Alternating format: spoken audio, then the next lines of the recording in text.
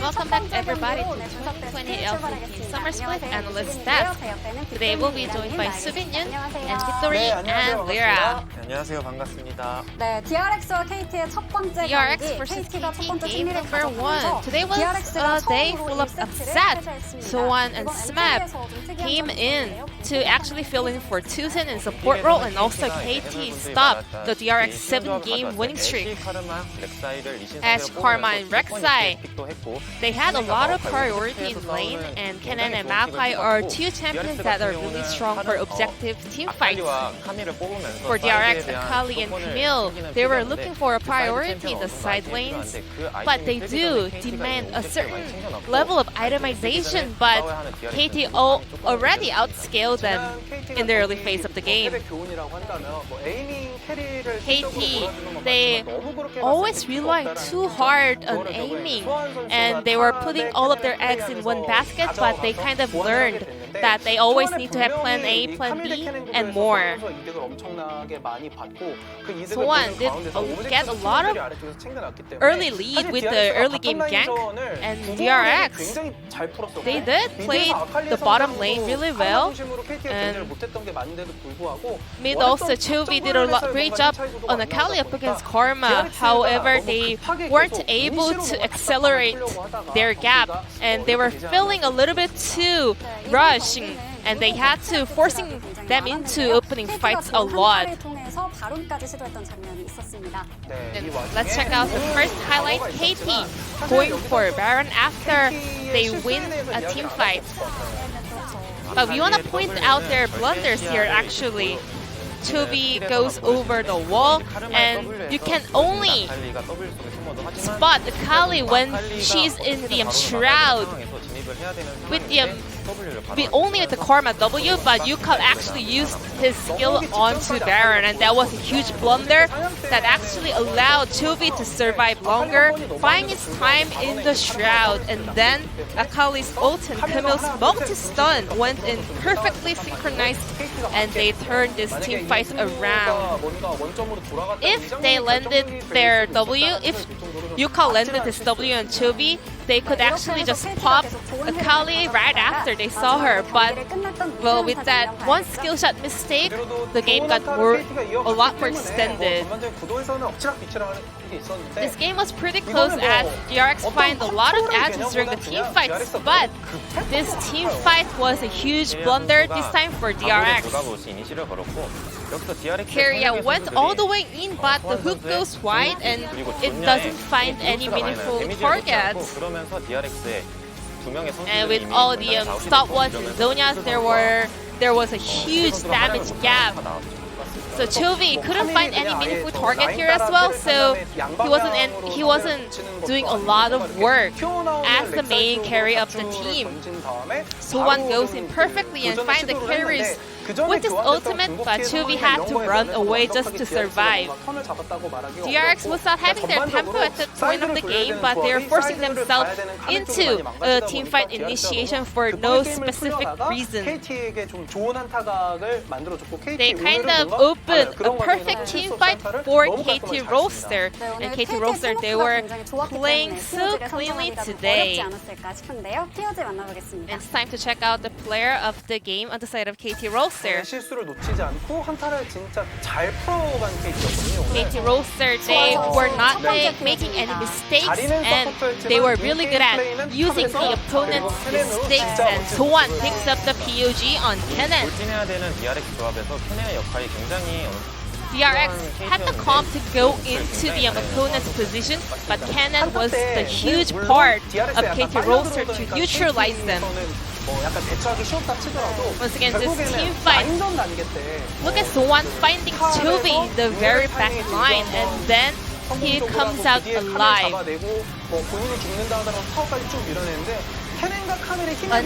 Kennen, he had a really good understanding in his matchup up against Camille. So Sowan was the key part of the team, destroying DRX composition in overall. Sowan picking up half of the votes for this POG. Must be feeling really happy to grab a POG as he returned to the KT's top lane. 1세트에 패배를 한 This is the 거라서, first time ever to 이거는 DRX 달라진 to 모습이 lose a 보여줄 것 game in 같습니다. game number 1, so I guess they really need to tidy things up and come back in game number 2. Then let's check out whether KT Rolster can stop their DRX winning streak or whether DRX can extend the game to game number 3. Thank you so much, G-Sun, as usual, for your translation of the analyst desk, where I think the word that we could say the theme of the analyst desk was blunder. That one was said many, many times, and for good reason, because that was a game of ping pong. We talk about ping pong mostly about minion waves. This is a ping pong about who can mess up the most as the game was happening. And I think this was an example of DRX thinking that they were a much better team than their opposition, and then realizing that, hang on, wait, maybe we should play to our composition instead, and then their Nexus was destroyed. Yeah. Because they never really played the 1-3-1. They never really tried to split the map and create a situation where KT couldn't just teamfight, which is exactly what they wanted to do. They weren't doing anything that was in their best interest. They were actively doing things that were against their best interest. So yeah, it looked like an active effort to sabotage themselves was what their gameplay was. So we'll see if they can coin flip a different kind of draft here. Yeah, let's see whether it's going to be heads or tails. A little bit of a fun reminder, guys. Remember, Harai and Acorn were actually on DRX last year, that's true, and have now switched over to KT, so taking on their former roster. Deft taking on KT is always an interesting one. Smeb versus Deft, of course, 2018 brothers in the KT super team of that particular year. Yukal, another example of exactly that, although he wasn't on the team as long as Smeb was. Certainly some crossovers between these two squads.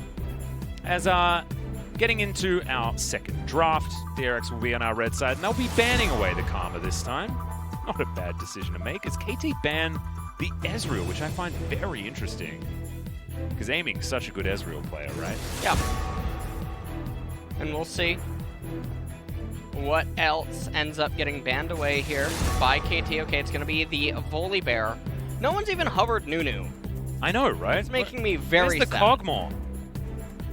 I don't know. And yeah, Kog'Maw has not been hovered either. DRX, they just ban Aphelios. That would be a bit surprising. I think Kalista is also still standing out, but the cannon to be taken away from Smeb and so on. The two resident top laners of this team, and that is Varus left up as a result. And now what are DRX going to do? Well, Kalista is one of the champions that some AD carries consider as an answer to Varus, but it's only inside of the laning phase. Yeah. And in fact, then you just play directly into his hands after that for the rest of the game. Which DRX are going to know very well, although they still lock away the Kalista.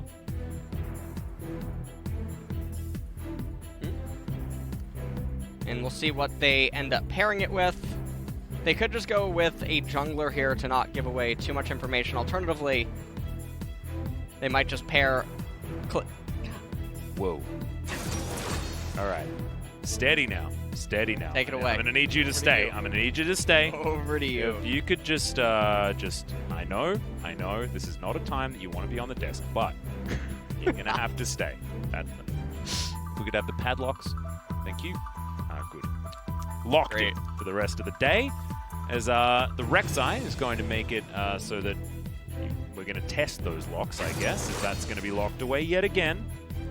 Feels like Bono's actually pretty happy in this blind matchup. I was thankfully reminded that Rek'Sai doesn't have any eyes, so it is officially a blind matchup between the two. As another Maokai is going to come out. And why not? The interesting thing about Maokai here is that he is very good against Kalista in later stages. Very, very hard for her to fight against. And he's a flex pick right now. He can go mid very, very rarely, but top and support can both end up there. And when DRX are choosing more short range, more hard engage, more sinful champions, Maokai is really good against those kind of champions, especially early in the draft phase when you can couple him with some better champions on B4, B5. Sylas gets picked up he does have 2 very nice ultimates right now that he can pick up for himself. In fact, Maokai ultimate is just extraordinary, so that's a brilliant one for either Chovy or Doran to utilize. It's also looking like this Varus can just be attack speed, the way that the current B1 through B3 versus the R1, R3 of DRX has gone so far. Varus can just take on the same exact role as Ashe, pretty much. Yep. Has the right weapon for it. Of course, just bows and arrows all round, something that aiming will be able to just slip towards. As we saw in the Mad movie. Super sick, by the way. That was just so cool to watch. But did have Ruler's Extraordinary kiting on his Ashe. He's done that on Varus as well. We know that aiming also has those mechanics. We watched that in the replay towards one of the later team fights. As we're getting rid of some of Callista's best friends in the Leona and the Taric. Watch them do something like just pick Tom Kench. I don't even know. Honestly, I mean, Galio would probably even be better at this point. Oh. But no, okay, they're gonna go with Nautilus. So KT, they have so many options right now. A champion that would be very good against all of DRX's champions, except it would walk into probably a counter, but that would require the Sylas to be sent top, would be Cassiopeia.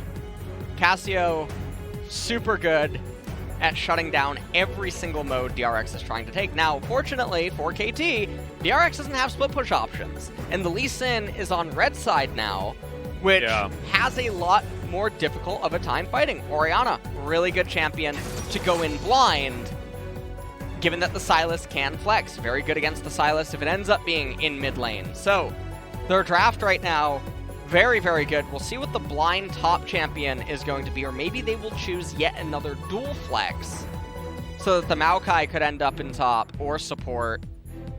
Certainly a lot of options, as this is not a dual flex. This is definitely heading towards that top side.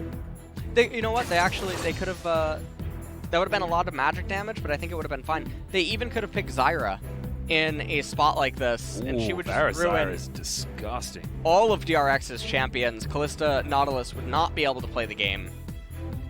And so, I mean, this is a problem that DRX have drafted themselves into. They're so far behind on R4 when they lock in the Nautilus and hand it over. And they go with the Camille, but the Sylas is a lot, I mean, more of a team fighter. But Camille's picked up, but we already know that they're not going to split push with it. Yeah.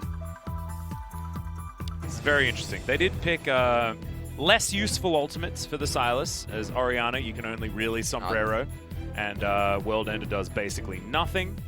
But Chains of Corruption, very, very good for the Sylas, as well as the ulti coming out from Maokai. Massive AoE root, always going to be a good thing. But it does mean that Def's life is going to be a real rough one. So we'll see whether he does decide to take something like the cleanse there in that lane.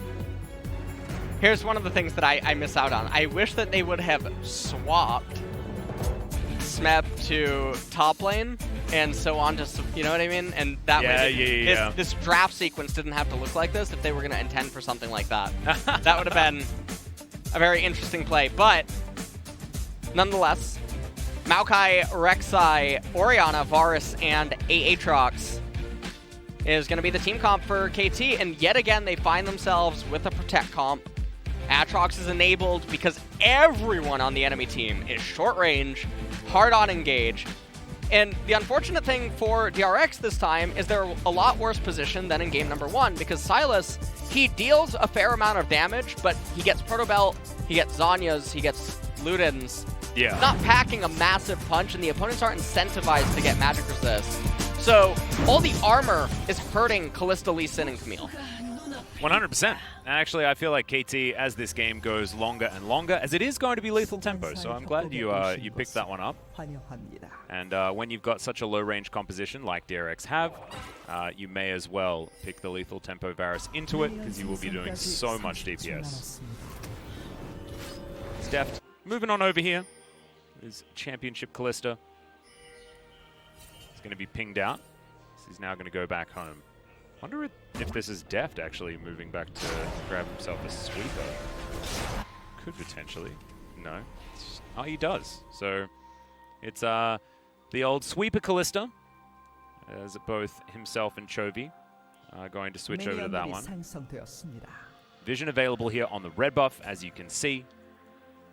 On DRX's side, looks like that is going to be where Pyosik is going to be starting as well. So added information going over to KT, always good news for them.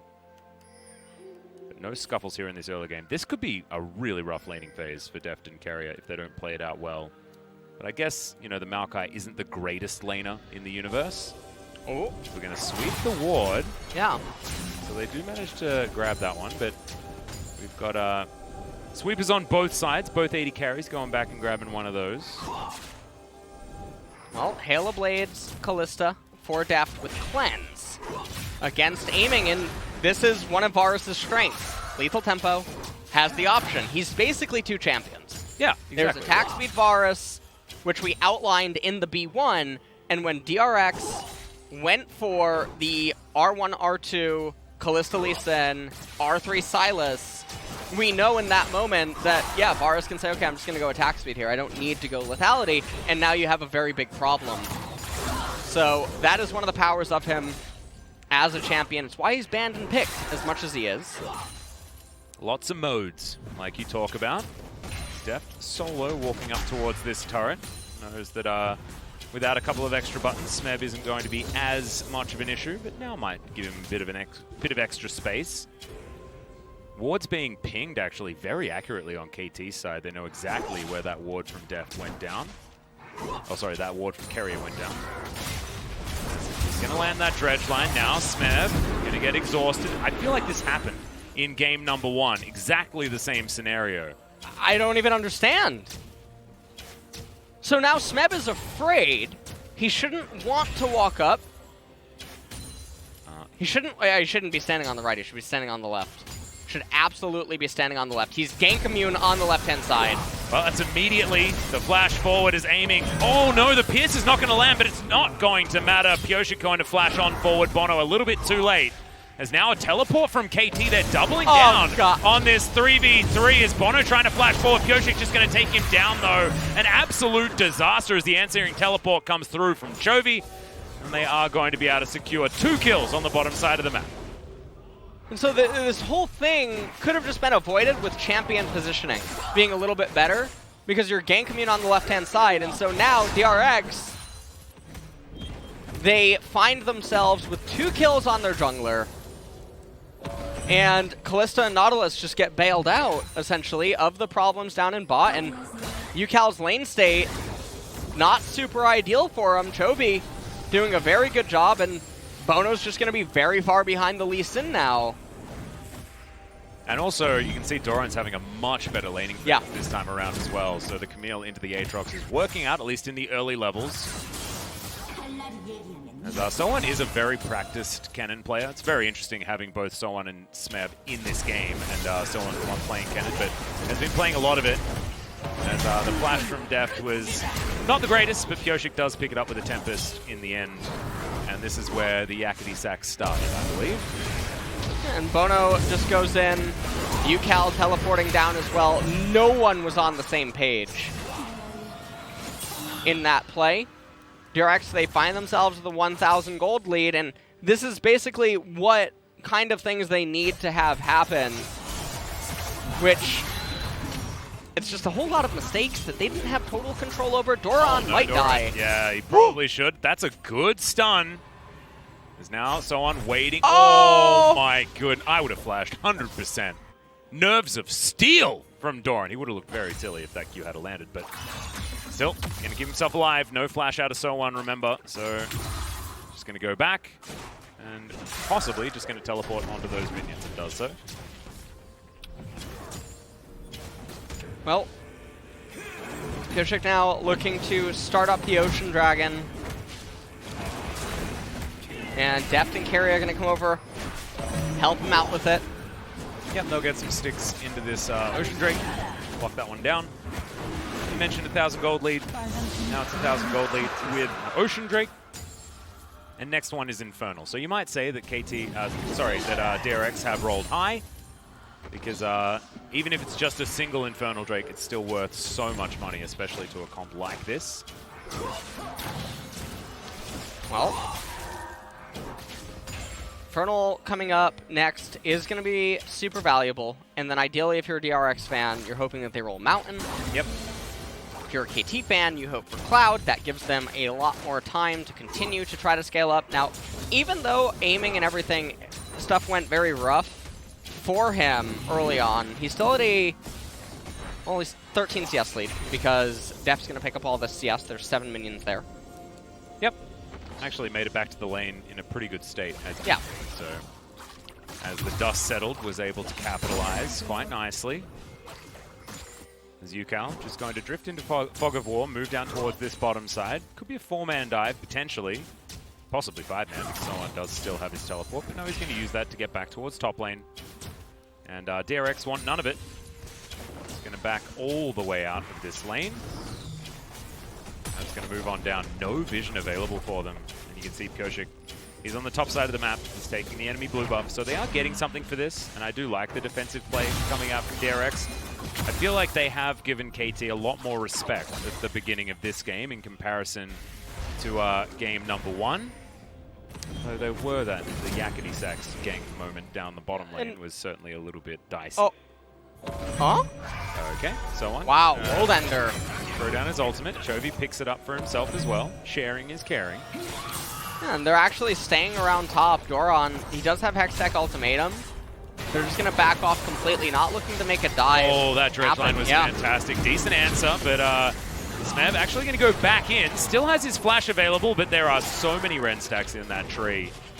Tears them out, and the tree is going to fall down, and aiming now finds himself alone underneath this tower. Should mean that Deft will be able to pick himself up from turret plates, and already 1-0 and 2 for the Kalista. I have a feeling that CS gap is not going to matter 1 iota. Yeah. 2.5 minutes until that Infernal does end up coming up. And DRX, let's take a look at how this trade transpired. Smep just walks into melee range of Nautilus, gets passive, pulled in, doesn't have flash, so he just goes back in onto Kalista and aiming, trying to do as much damage as he possibly can. Aiming actually picking up Ninja Tabi as he goes back home. A very defensive choice. Understand it's going to be very high value against the Camille, against the Lee Sin, that are going to be diving on top of him. And Deft as well, of course. Pioshik going to be starting off Shelly. She should be taken without too much of a fuss here on DRX's side. See whether Pioshik's going to be able to use this advantage that he already has. Already with his Warrior Enchant done. So he is very, very strong at this moment in time. Well, DRX are just very far ahead. I don't know what Soan was doing. Hextech Ultimatum. Likely dying because the World Ender not available, and Pioshik's just going to put him in the ground with a Tempest. Probably would have liked that kill to go over to Doran, but beggars cannot be choosers. And now we're just going to get to work on the rest of these plates. Pioshik could just put down the Rift Herald. Rift Herald. Yeah, I mean, now, actually, not killing the turret is probably better. Because if you kill it this early on, Aatrox just gets a freeze, and it becomes difficult for Camille to keep extending the lead. Yeah, right. Whereas as long as the turret stays up, the minions have to keep going into it, and then the wave keeps coming back at a reasonable point for Camille to keep abusing Aatrox. So I actually like that he doesn't place the Rift Herald down and just immediately take it. It has a lot more value crashing into Orianna's mid lane turret and allocating a lot of gold over to Sylas. So pretty good decision making by DRX there. And yeah, I got nothing. Yeah, about Soan. It's just the classic Lee Sin Camille combo where you can just kick him against the wall for that. You call it a mini stun, I guess, but it feels like a mega stun, actually, when it's point blank into a Hextech Ultimatum. Just means that they stay there up in the sky for a really long time. Doran goes back, picks up his Hage. And wander back towards this lane as well. No turret plates to be picked up by Soan, who is super far behind at this stage. Bono down here, wanting to try and help out this bottom lane. You can see Pioshik is here as well. About half the cooldown of Shelly. So many wards for the Blind Monk to walk over as well. So full knowledge, but the Infernal Drake is available. And DRX have a pretty good position to come and lock that one down as the waves do reset in mid lane. DRX with 4 members should be able just to shore this one away pretty comfortably. Well, they're going to pick up the Infernal Dragon. And DRX are now... There it is, Mountain. Yeah, perfect. It's going to be Mountain Soul this game for them, and that is the exact Drake that they would like. If they have that Soul, they can really just use the extra EHP and the resistances to buffer just running headfirst into KT in the later stages. And for KT, they really need to just stop the bleeding, hold the gold lead at the exact amount that it is right now, not let the game fall too much by the wayside, and then really try to win that Mountain Drake fight, because it'll be very big. The problem is that Camille is so accelerated over Aatrox that she's going to have Trinity Force around the time where he might not even actually have Black Cleaver. And that is a very, very big problem. Especially when she's gone for the cheaper option. Instead of getting the Tiamat, has gone for the Executioner's Calling. So sort of that luxury item. Doshik's going to turn up topside again with Shelly in hand, but it's a great trade from So-On. World Ender going to be used. He's going to be able to make it to safety, as it looks like DRX just want to get rid of these last couple of turret plates, and they will do so with Shelly. Bit of extra time. I don't mind that. You know, you were talking about, you know, having the turret up for a little bit longer does help Doran out. But now just going to start the possible split push options and end that laning phase topside at least a little bit earlier. Well, 3.5 minutes. Everyone's just playing ping pong with each other, aiming, doing a phenomenal job. Obviously, in the CS department. Now, Aatrox could free. Oh, silly. Yeah, we're not quite there yet. We're still in the Stone Ages. Yeah, it's here in LCK. It's still summer, my dude. Yeah. I don't think we're going to be freezing. We're not going to freeze? It's just too hot. Ice Crown's not out yet. No, it isn't. We're playing Classic over here. And it's the Burning Crusade. You have no. Oh no. Yeah. Wrath of the Lich King, that's when we're gonna get it. You know, that's the true promised land. There we go. In my personal opinion, it actually is. Do you have a the best? Yeah, do you have a Wrath of the Lich King. I feel like a lot of purists would say no, we're heathens. It's Burning definitely Crusade? vanilla or Burning Crusade. Yeah. It's just a special place in my heart for Wrath. Yep. And that was a bit of a derailment. Speaking of derailments, maybe I'll just wait to see whether anything comes of this potential gank. As Bono's going to go back. Okay, he's in exactly the right position, but maybe Smeb isn't. As there's the Fate's Call, and that will get Keria out of danger, but maybe KT not going to be so lucky. Chains of Corruption picked up there by Chovy. Still 2 minutes on this Mountain Drake. The DRX will be able to taxi another minion wave towards this outer turret. Should be able to take some extra control. 3,000 gold the lead here as Doran's just fighting So-On. It's a complete transformation of how Doran's played out this laning phase, is that Trinity Force that you were talking about does indeed come through before the Black Cleaver is even done.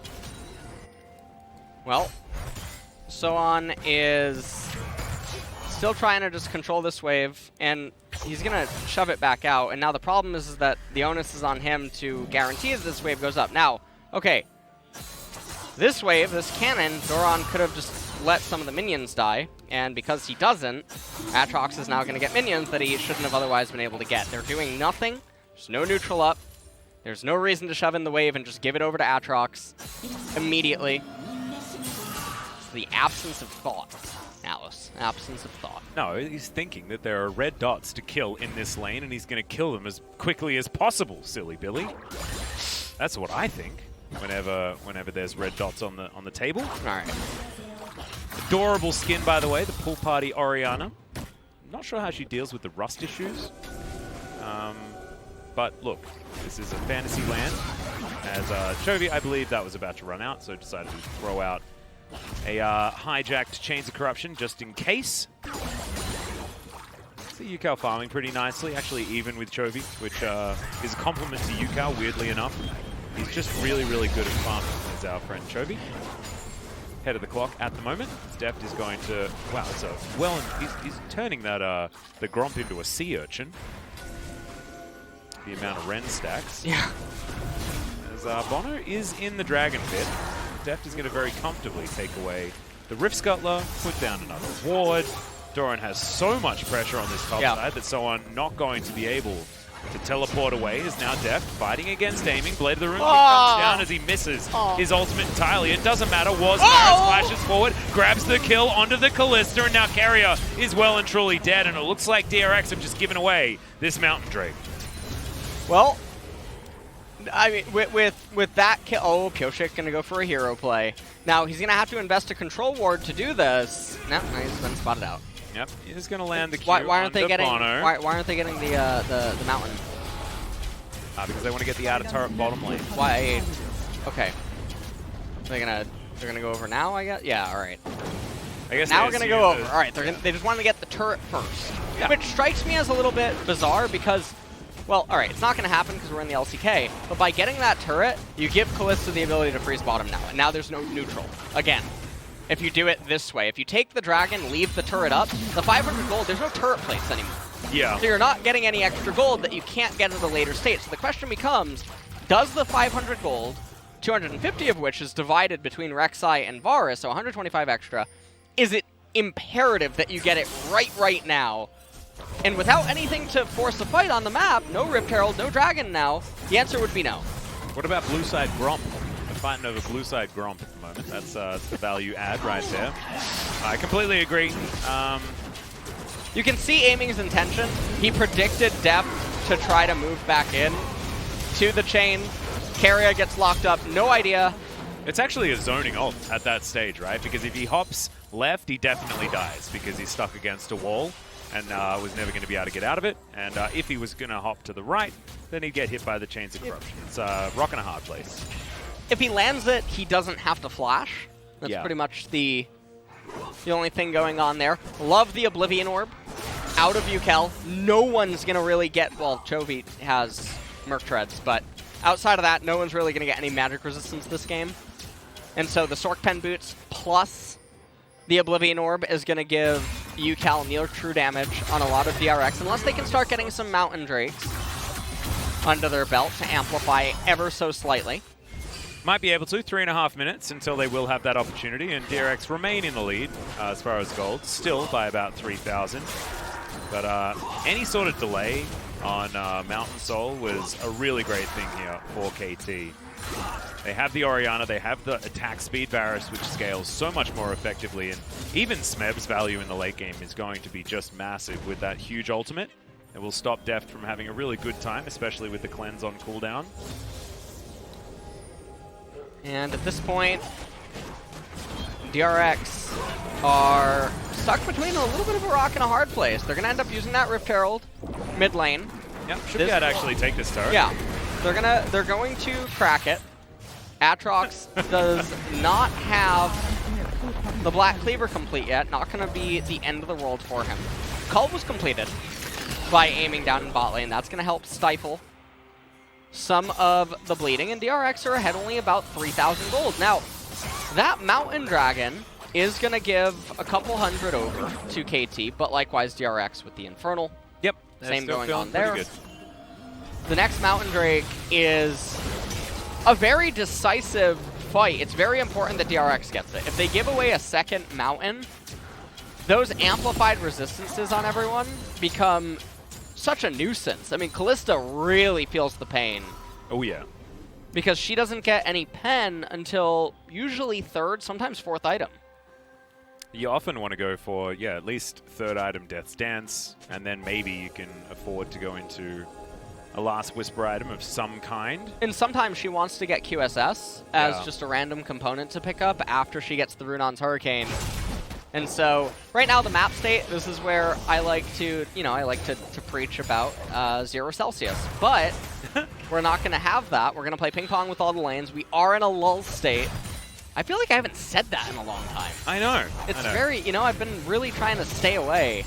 It's because it's denial, I think. We have had quite a few lull states. But we just don't want that language to get out there, Yeah. Completely understand. Deft in the mid lane will continue pushing things out. Has his Zeal, doesn't have his Runons yet, so hasn't hit that power spike. Same can be said for aiming, building towards his Ginsus. Okay, Bono going to dive on in, gets a knock-up onto Carrier, whose Aftershock does keep him alive and very healthy. Yep. They take a Blast Cone out. 1 minute until that mountains up, so it's good. No one invested any summoners right now. Everyone's just going to be able to continue to wave clear. Can Varus get to the Guinsu's Rage Blade before that fight? And Aatrox, with the Black Cleaver and the Warhammer,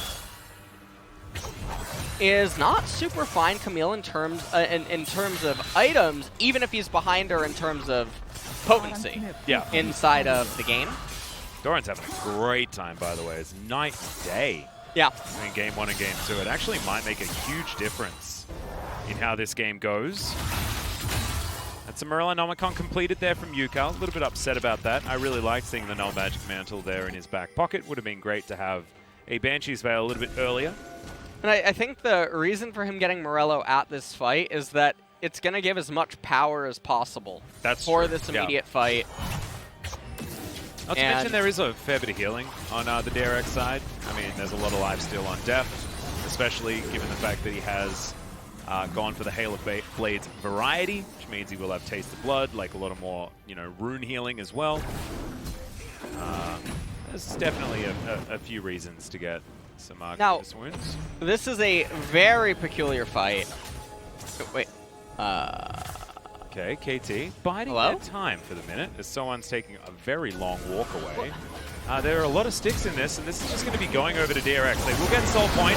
Now let's see whether they can actually win the fight. As there's a stopwatch and a Fate's Call to make sure that Kerry is going to be okay. Bono just going to fall down. Kerry eventually does die as aiming does grab that kill, but it's a 1-for-1 at this point in time. And Deft is looking for the low health members. There's the flash of Scond from Chovy, who will go golden himself. Deft trying to find an angle onto Amy, who gets towards the backside of Smeb. Does fall down. Deft still wanting more, but it looks like DRX will back away for the moment. Yeah, it ends up being a 1-for-2, and Chovy dealing the most damage in this entire interaction here. 4-0-1 for Pioshik. Yeah. Lee Sin, great champion. Well, teleport now coming in by Chovy. They're going to start up the Baron. They do have Callista.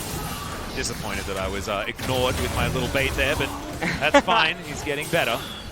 As Soan standing on top of his control ward.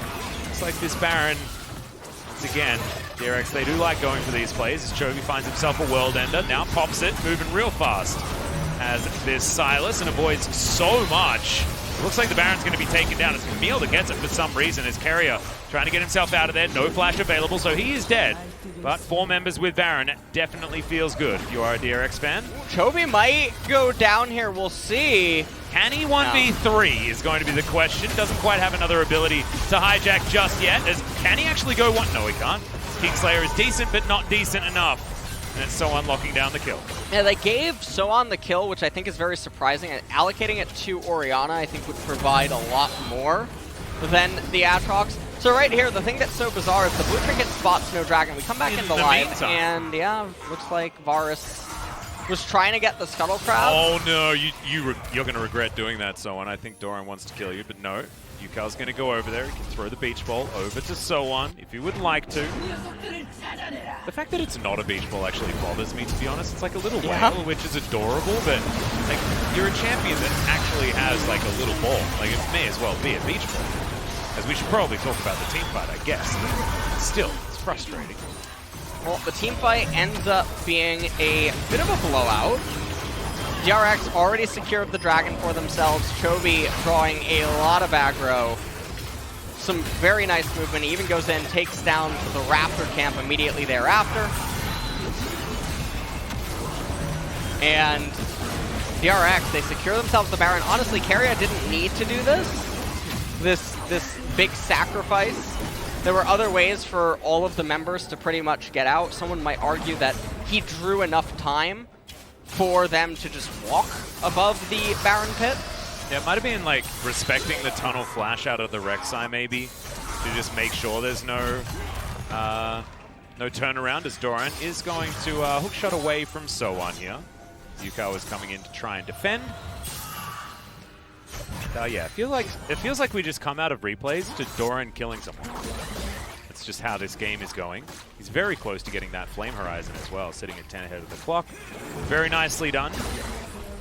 Not to be outdone, Chovy is 20 ahead of the clock at the moment. His CSD stats, pretty good, one could say. Yeah. And Deft really caught up in the CS department, and there's the third item, Death Dance, that is going to be coming in for Kalista. Things are looking very grim right now for KT. They're down 7,000 gold. They're matched on the one Mountain Drake that they have, the Infernal, still on the side of DRX.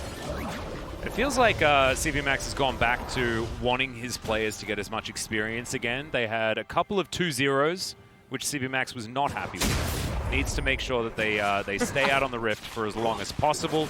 Pioshik and Keria haven't played a lot of LCK games, and so they threw away game one in order to win here, because this does look like a very different team. And I feel like it, in all seriousness, must have been a little bit of a talking to that the DRX players got, just to say, all right, guys, I know you were having a bit of fun there in game number one. This is the LCK and we need you to win. Now it looks like they are concentrating on that just a little bit more. And I think Doran is a good example of exactly what happens when they do shore themselves up. It was much more fun gaming coming out from the top laner. I hope this is a sign of things to come. Ella. Yeah.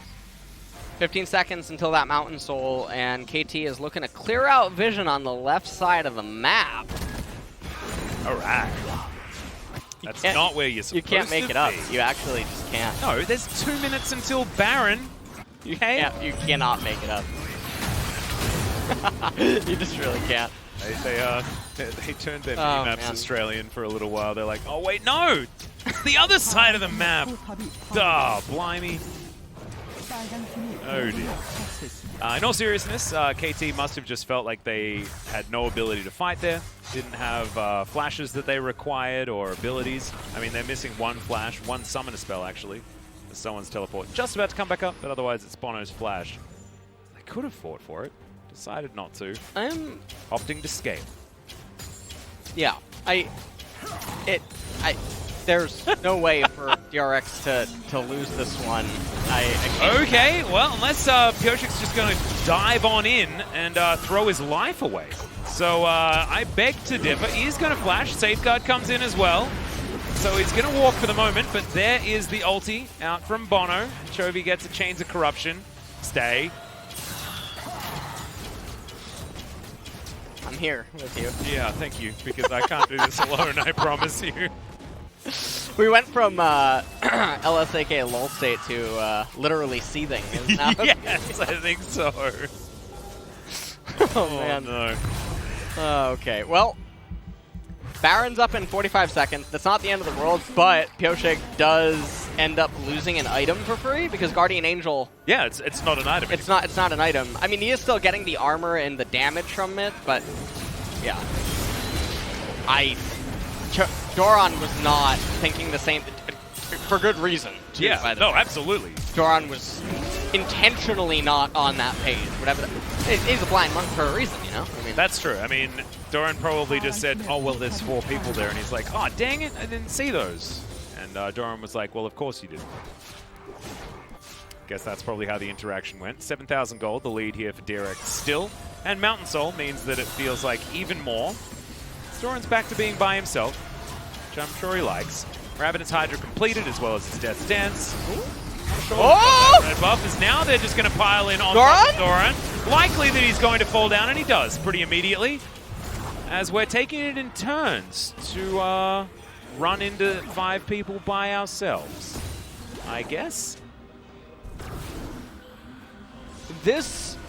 I don't know what the series is anymore, Atlas. This is, we're in the Twilight Zone here. Yeah. In week, and like, to kick off the week, too. Yeah, so exactly. I feel like I'm looking forward to this. If this is a sign of things to come, I'm terrified. 100%. As now, got some vision in the pit. I think everyone knows exactly what's going on here. As Pioshik's going to tag up Smeb.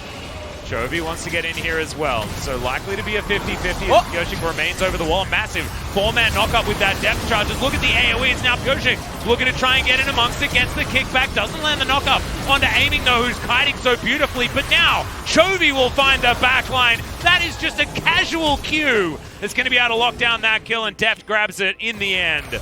with the Ren stacks, and now so on. 1 versus 3 is not going to do it. Doran throws his life away, and it's all a bait as he teleports bottom lane and knocks down the inhibitor turret from 1 head to 5. That's what we just witnessed. Yes, quite, Atlas. I really like how astute you did just put it. It was all actually a cruel ploy by Doran. It was. Yeah. To get caught out, he knew in that moment that the sequence of events that just unfolded would happen. Yeah. Oh yes, oh yes. Have you seen Inspector Gadget? Do you remember that show? And you see the stroking the white cat? Like, yes, yes, yes. Very good. I'll get you next time, Inspector Gadget. Although that was, I think, a quote from Captain Planet. But never mind, these are definitely both TV shows from the 90s. The majority of you people, you lovely people at home, probably have not seen. Exquisite gameplay. Absolutely extraordinary. Yeah. Sometimes you need to lose 1 to gain 5. That's what we learned here today. Doran just showing us why he owns a shop. 1 that step sells back, you some good items. 5 steps forward. Yeah. That's it. Yeah. No doubt. That's what it's all about. As we're going to see DRX having a bit of a talking to. Not looking as stern as CV Max has been in the past. I think that's good. I mean, temper the storm just a little bit here, but certainly still a lot to learn and a lot to VOD review after this particular game. Yeah. And KT have not been performing very well, right? And for our top team to still struggle this much, I mean, is a real worry. This whole game was a byproduct of Smeb just standing in the wrong place at level 2, and the whole thing unfolding down there in bottom. But also Doran doing a really good job in top lane, decimating Aatrox on pretty much his own accord. And even though they got that 1 Mountain Dragon, they lost the second one. But this has not been a very clean series. Absolutely not. I gave Chovy the MVP. Did you? Yeah, he was the only one that was actually consistent the whole game. I think so too. I think that last team fight he played very, very well. Yeah. I think Def did do a fair bit of damage towards the end there, but some whoopsies earlier on in the game, things like that. Def's Kalista also gets overlooked a little bit because he's played it so much and he's just known for being so good at it. I think Doran is worth a mention as far as player of the game as well because he was the stable one. Did throw his life away that one time, but that did lead to them winning the game, which I think is okay. However, if you just by default vote for Chovy, I'm never going to have an issue with it. Absolutely fine. Chovy's been playing very well this season. Deserves a few more POG votes. We'll see whether he gets it after this short break. Don't go anywhere.